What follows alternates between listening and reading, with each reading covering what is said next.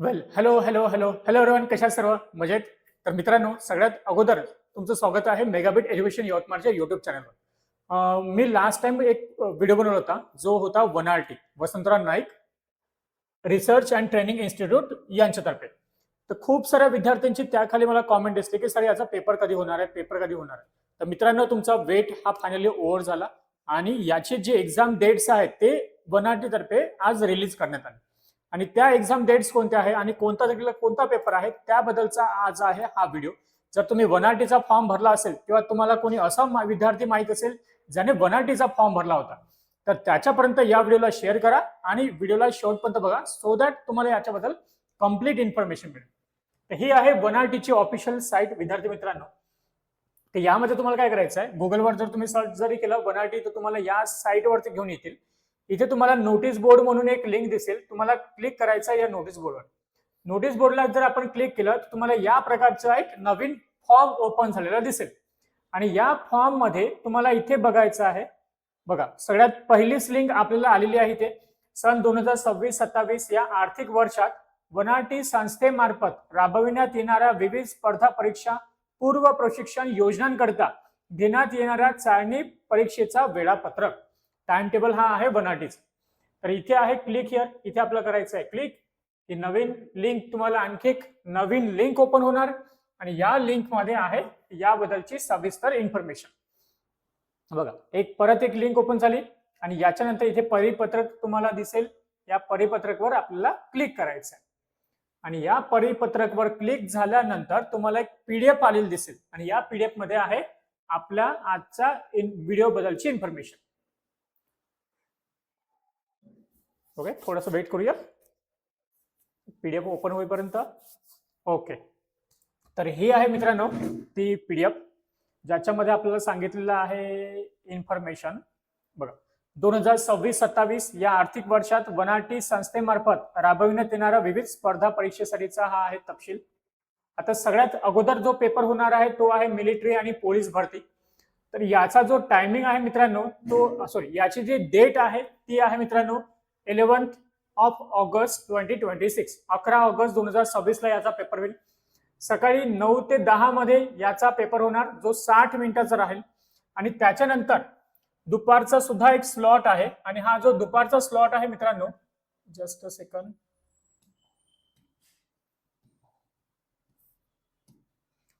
हा आहे police भरतीसाठीचा video, police भरतीसाठीची एक्झामचा information. 11 ऑगस्टला हा पेपर होईल सकाळी 9 ते 10 या वेळामध्ये. 60 मिनिटाचा म्हणजे 1 तासाचा हा पेपर होईल.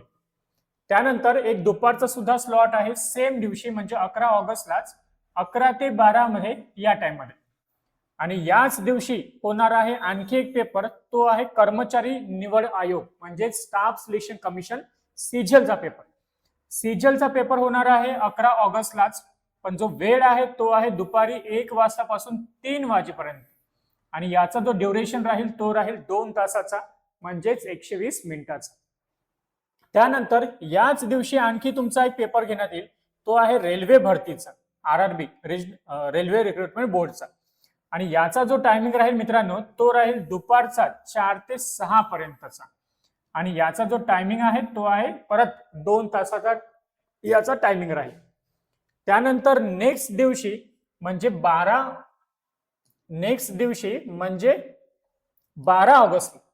12 ऑगस्टला परत पेपर आहेत.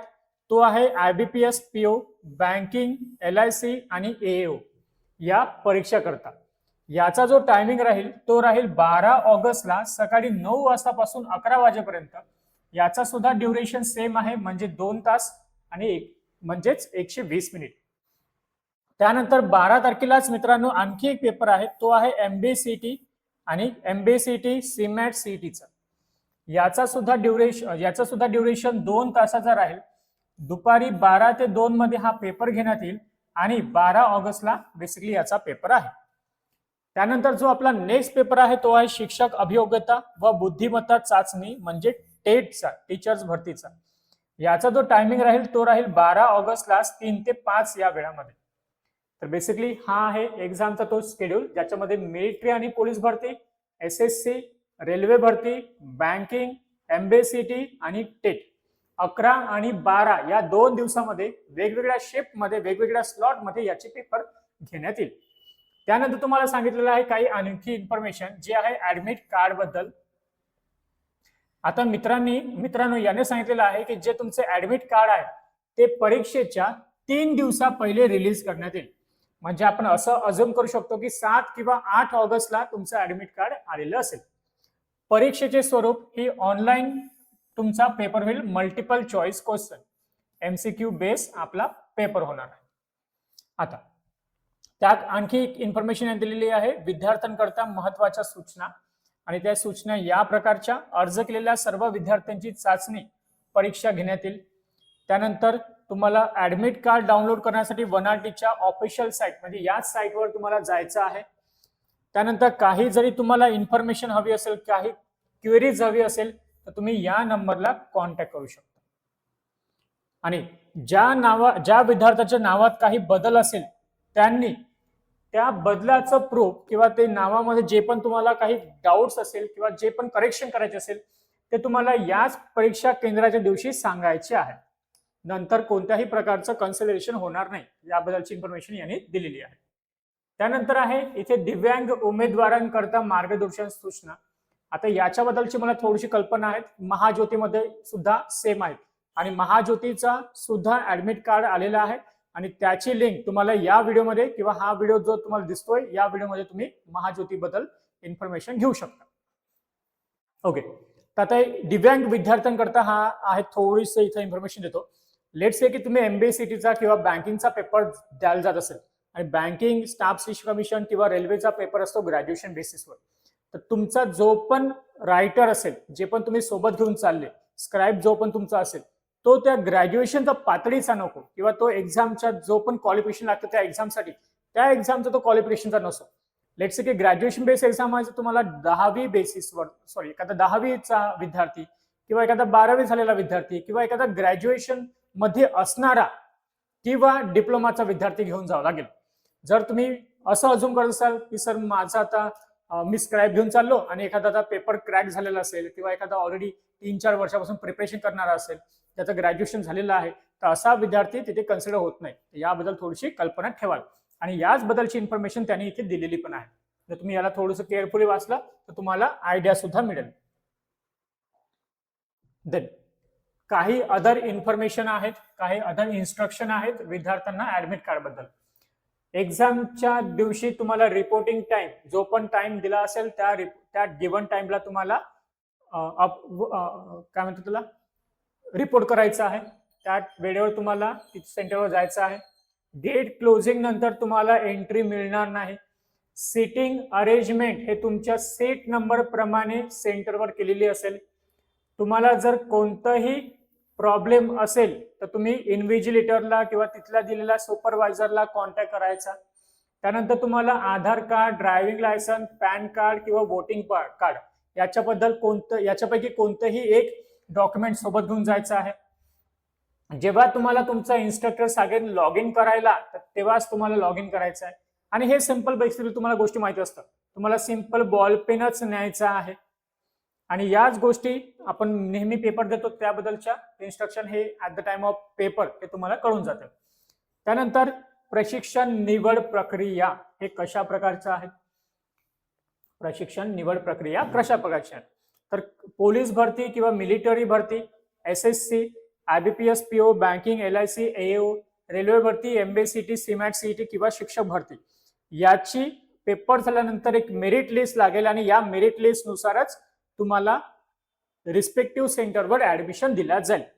त्यानंतर त्याच रिस्पेक्टिव्ह सेंटरवरच तुमचं डॉक्युमेंट व्हेरिफिकेशन सुद्धा केलं जाईल.